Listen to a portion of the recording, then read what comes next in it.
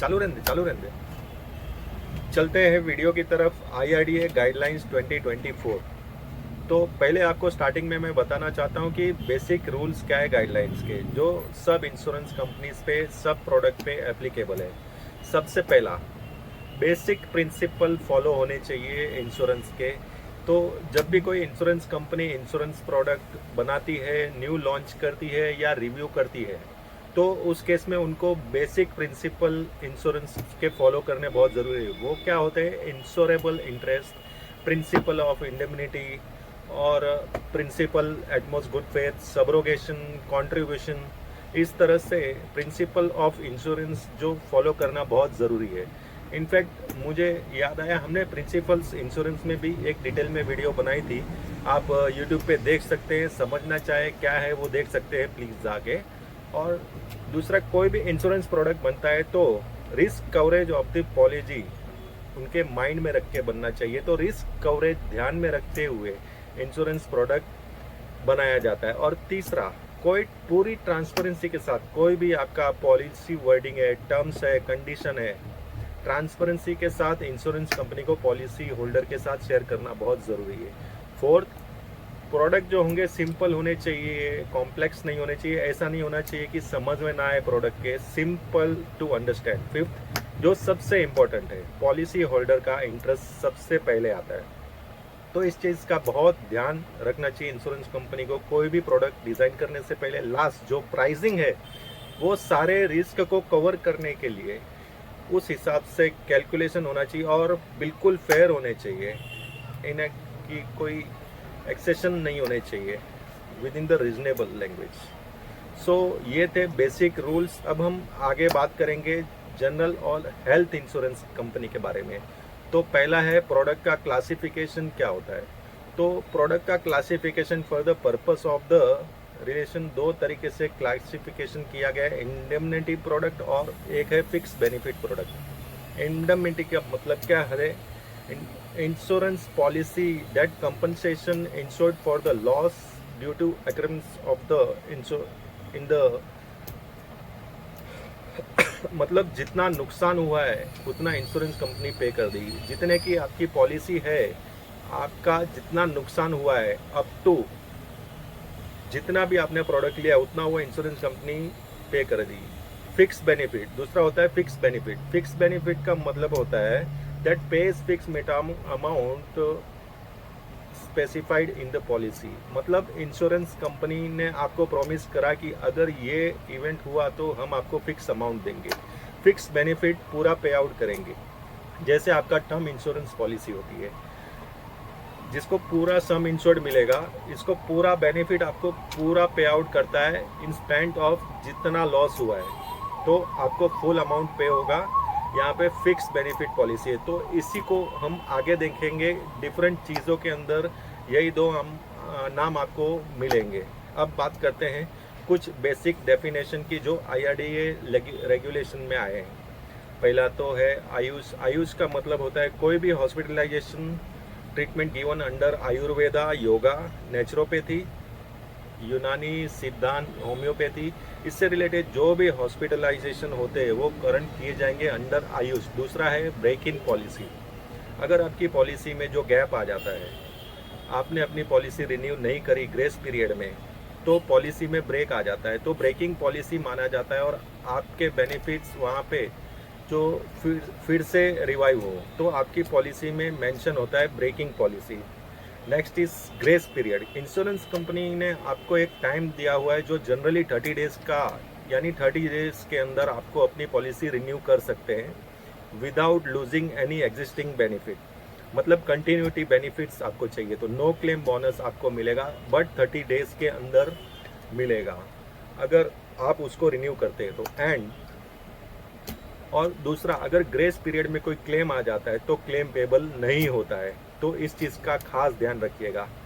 Next definition है migration. Migration का मतलब होता है within same insurance company moving from one product to another product. मतलब आप फॉर एग्जांपल एक सम इंश्योर्ड कंपनी, एक कंपनी से ग्रुप प्रोडक्ट से इंडिविजुअल प्रोडक्ट में जाना चाहते हैं, या एक्स इंश्योरेंस कंपनी उसके इंडिविजुअल प्रोडक्ट से दूसरे प्रोडक्ट में माइग्रेट करना चाहते हैं, चेंज करना चाहते हैं, दैट इज कॉल्ड माइग्रेशन। इसी का एक वर्जन होता है पोर्टेबिलिटी। तो portability is changing your insurance. एक कंपनी से दूसरी कंपनी में जाते हैं तब आपके सारे बेनिफिट्स कैरी फॉरवर्ड होते हैं, जैसे कि आपका जितना सम इंश्योर्ड पुरानी कंपनी में था वो कैरी फॉरवर्ड होता है और वो पूरा आपको मिलेगा, आपको बेनिफिट भी कैरी फॉरवर्ड होंगे। पीईडी का मतलब होता है प्री एग्जिस्टिंग डिजीज। इसके डेफिनेशन है कि अप टू 36 मंथ अगर कोई पीईडी डायग्नोस हुआ है, जो कि फिजिशियन ने डायग्नोस किया है, कोई इंजरी है या कोई कंडीशन है या कोई एलिमेंट है या डिजीज है, कोई जूनी बीमारी है, तो अप टू 36 मंथ्स कुछ हुआ है तो वो आपको मेंशन करना बहुत ज़रूरी है। Specific rating period, waiting period से जो ये वो वेटिंग पीरियड है जिसमें डिजीज़ पे अप्लाई होते हैं, तो इसका मैक्सिमम 36 मंथ तक हो सकता है आपकी पॉलिसी के हिसाब से। अब बात करते हैं प्राइसिंग पे। रेगुलेशंस में प्राइसिंग के बारे में क्या कहा गया है। पहला, अगर आपने पॉलिसी टेन्योर से ली हुई है, मतलब मान लीजिए कि 3 साल की पॉलिसी एक साथ ली गई है, तो आपका प्राइस चेंज नहीं होगा फॉर एटलीस्ट 3 इयर्स के लिए। दूसरा, इंश्योरेंस ऐसे लेके आएंगे जैसे सेंटेंस देंगे कि अगर आप क्लेम नहीं लेते हैं तो आपका प्राइस लोअर होगा। अगर आप हेल्दी लाइफस्टाइल मेंटेन करते हैं तो आप जल्दी पॉलिसी में एंटर करते हैं, तो इसके लिए आपको कुछ प्रोग्राम्स डिज़ाइन किए जाएंगे कुछ पॉलिसीज़ में जो आपको बेनिफिट देंगे और आपकी प्राइसिंग भी लो रहेगी। नेक्स्ट स्टेप है प्रोडक्ट डिज़ाइन। प्रोडक्ट डिज़ाइन किस तरह का करना है इंश्योरेंस कंपनी को। पहला, इंश्योरेंस डिज़ाइन करेंगे प्रोडक्ट स्पेसिफिक डिफरेंट ग्रुप्स, मतलब सीनियर सिटीजन का अलग प्रोडक्ट, मैटरनिटी के अलग प्रोडक्ट, चिल्ड्रंस के अलग प्रोडक्ट और ये सर स्टूडेंट के अलग प्रोडक्ट्स। तो इस तरह के जो प्रोडक्ट है वो इंश्योरेंस कंपनी लेकर आएंगी। तीसरा है, बहुत इंपॉर्टेंट है, ये काफ़ी गेम चेंजर हो सकता है। सारे मेडिकल कंडीशन को कवर करने के लिए इंश्योरेंस कंपनी प्रोडक्ट्स इनोवेट करेंगी, डिज़ाइन करेंगे। बहुत सारे ऐसे कंडीशंस होते हैं जिसमें पॉलिसी नहीं मिल पाती है पॉलिसी होल्डर्स को एग्जिस्टिंग हेल्थ कंडीशन के हिसाब से। तो IRDA ने कहा है कि रेगुलेशन ने कि इंश्योरर को इस तरह के प्रोडक्ट डिज़ाइन करने और उन लोगों के लिए भी ये प्रोडक्ट देने जिनको पॉलिसी नहीं मिलती है।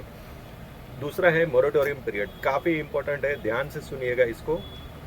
ये वो पीरियड है जब इंश्योरेंस कंपनी आपका क्लेम रिजेक्ट नहीं कर सकती है।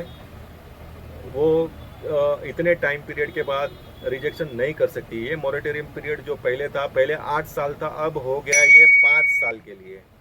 5 साल अगर जो आपने एक इंश्योरेंस पॉलिसी में पैसे डाले हैं, रिन्यूअल किया, तो आपका क्लेम रिजेक्शन नहीं होगा। अगर जो ये प्रूव नहीं होता है ये फ्रॉड है तो कंपनी को तुरंत पे करना है। तो 5 साल तक अगर जो आप बने रहते हो पॉलिसी में एक ही कंपनी में, तो वो कंपनी आपका क्लेम रिजेक्शन नहीं करती है एज पर IRDA रूल्स के हिसाब से। एक कंपनी से दूसरे कंपनी में जाते हो तब भी वो काउंट आपको मोरेटोरियम पीरियड मिलेगा। आपने आज पॉलिसी ली एक्स कंपनी से, 3 साल चलाई, दूसरी कंपनी से 2 साल चलाई, टोटल 5 साल हुआ। इसके बाद आपका क्लेम कॉन्टेस्टेबल नहीं है, तो पोर्टेबिलिटी में भी एप्लीकेबल है। In health insurance, no policy claims has been contestable by the insurer on the grounds of non-disclosure, discrimination, except on the ground established for the। अगर वो फ्रॉड एस्टेब्लिश होता है कि आपने फ्रॉड करने की कोशिश की है तो आपको क्लेम नहीं मिलेगा, तो इंश्योरेंस कंपनी लायबल नहीं है। अदरवाइज क्लेम्स आपको एप्लीकेबल है। हाँ, एक चीज़ का ध्यान रखिएगा, जो मोरेटोरियम का पीरियड था वो फर्स्ट सम इंश्योर्ड के लिए अप्लाई करता है। फॉर एग्जाम्पल, आपने आज पॉलिसी ली ईयर 1 में 10 लाख की, आपने 10 लाख की पॉलिसी 3 साल बाद इनहेंस कर ली 20 लाख रुपए के लिए। जो पहला जो 10 लाख रुपए ईयर 1 में लिया था उसका 5 साल कंप्लीट होगा ईयर 6 में। कट करना।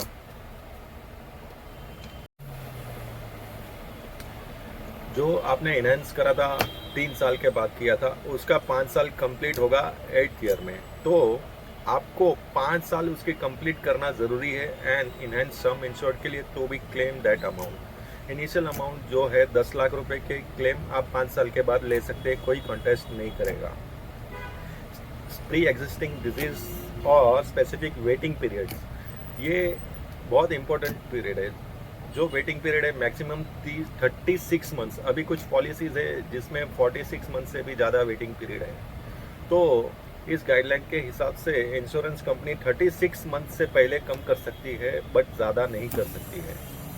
और स्पेसिफिक इसके अंदर वेटिंग पीरियड मैक्सिमम 36 मंथ्स है, उससे कम कर सकती है, ज़्यादा नहीं कर सकती है।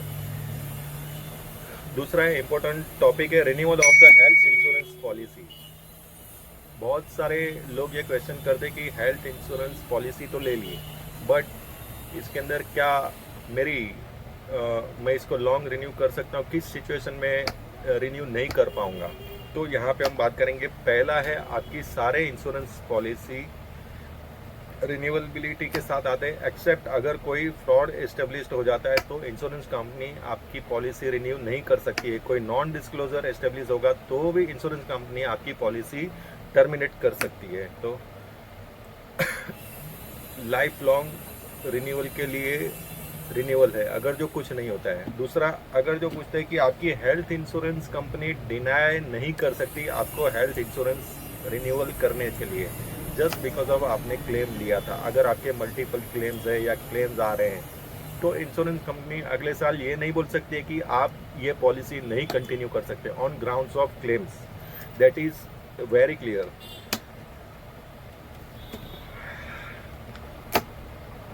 इस पे पॉलिसी रिन्यूअल के लिए डिनाइल नहीं कर सकते। अगर आपकी पॉलिसी रिन्यूअल करती है तो उसको ब्रेकिंग पॉलिसी नहीं माना जाएगा। अगला, क्लेम बेस्ड लोडिंग नहीं होगा।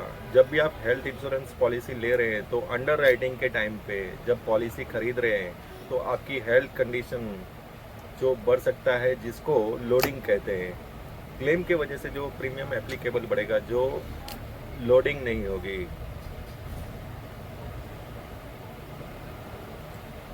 लास्ट है, कोई भी insurance company fresh under writing नहीं करेगी at the time of renewal. मतलब जब आप पॉलिसी लेते हैं उस टाइम पे मेडिकल अंडर राइटिंग होती है, पॉलिसी अकॉर्डिंगली इश्यू होती है, लेकिन रिन्यूअल पे अंडर राइटिंग नहीं होगी अगर आप सेम सम इंश्योर्ड के लिए रिन्यू कर रहे हैं। तो काफ़ी बार आप लोगों का क्वेश्चन आता है कि मैं हेल्थ इंश्योरेंस पॉलिसी ली, 5 साल पहले ली थी, 2 साल पहले मुझे बीपीओ डायग्नोस हुआ, तब मेडिकल कंडीशन डायग्नोस होगी, तो उस केस में क्या रिन्यूअल पे मुझे इंश्योरेंस कंपनी को बताना चाहिए? आप ऑब्लिगेटेड नहीं है कि बताना चाहिए, बिकॉज अंडर राइटिंग नहीं होगी। दोबारा अंडर राइटिंग पॉलिसी लेते टाइम ही होती है, प्री एग्जिस्टिंग कंडीशंस डिफाइंड होता है। बीच में अगर जो कुछ हुआ है तो इंश्योरेंस कंपनी को आपको बताने की ऑब्लिगेशन नहीं है और अंडर राइटिंग दोबारा नहीं होती है। अगर आप सम इंश्योर्ड इनहेंस कर रहे हैं या कुछ चेंजेस कर रहे हैं पॉलिसी में, तब आपको इंश्योरेंस कंपनी को बताना बहुत ज़रूरी है। Otherwise the same some insured के लिए आप रिन्यू कर रहे हैं तो आपको बताने की ज़रूरत नहीं है, and insurance company under writing नहीं करेगी। नेक्स्ट पॉइंट है माइग्रेशन पोर्टेबिलिटी। सो माइग्रेशन होता है कि सेम कंपनी में आप एक प्रोडक्ट से दूसरे प्रोडक्ट के लिए शिफ्ट कर रहे हैं, दैट इज़ कॉल्ड माइग्रेशन। चाहे वो ग्रुप टू इंडिविजुअल हो या इंडिविजुअल टू ग्रुप हो, तो एक पॉलिसी से दूसरे प्रोडक्ट में आप शिफ्ट कर रहे हो तो उसको माइग्रेशन कहा जाता है। तो माइग्रेशन अलाउड है, आप कर सकते हैं with in the same company. And अगर आपने पुरानी पॉलिसी को 36 मंथ तक चलाया हुआ है तो आपकी जहाँ पे हम एग्जिट कर रहे हैं उस पॉलिसी में अंडर राइटिंग नहीं होगी, एज अ डिजर्व आप स्विच कर सकते हैं। सारे बेनिफिट कैरी फॉरवर्ड कर दिए जाएंगे, जैसे कि सम इंश्योर्ड है, आपके pre existing waiting period, specific exclusion, सब कुछ आप कर सकते हो। अगला है पोर्टेबिलिटी। पोर्टेबिलिटी होता है एक इंश्योरेंस से दूसरे इंश्योरेंस कंपनी में शिफ्ट करना, वो भी अलाउड है और सारे बेनिफिट्स आपके कैरी फॉरवर्ड हो सकते हैं। ये आप सिर्फ रिन्यूअल के टाइम पे कर सकते हैं। पोर्टेबिलिटी एक उसके बीच में नहीं होती है। बेनिफिट्स जैसे कि सम इंश्योर्ड, आपका वेटिंग पीरियड है, वो सब कंटिन्यूटी बेनिफिट आपके कैरी फॉरवर्ड हो जाते हैं। लास्ट में है एक स्पेशल प्रोविज़न सीनियर सिटीजन्स। तो सीनियर सिटीजन के लिए कहा गया है कि सेपरेट चैनल बनेगा क्लेम्स के लिए, ग्रीवेंसेस के लिए, जहाँ पे वो डायरेक्टली कर सकते हैं और बात कर सकते हैं इंश्योरेंस कंपनी से। सो ये थी मेरी तरफ से डिस्क्रिप्शन ऑफ IRDA 2024 गाइडलाइंस। और ये IRDA की जो गाइडलाइंस आई है इसका PDF भी मैं अटैचमेंट कर रहा हूँ, आप डाउनलोड करके देख सकते हैं। हिंदी और इंग्लिश दोनों में है। अगर आपको वीडियो अच्छा लगा तो शेयर कीजिए, और आपको बेल आइकन भी दबाना है। और आपके कुछ क्लेम्स हैं तो मेरे ईमेल आईडी क्लेम सॉल्यूशन के इसके अंदर है, आप आपके जो क्लेम है वहाँ पे अपलोड कर दीजिए। मेरी कुछ सहायता लगे तो मैं आपको सहायता करूँगा इसके अंदर। धन्यवाद। जय हिंद।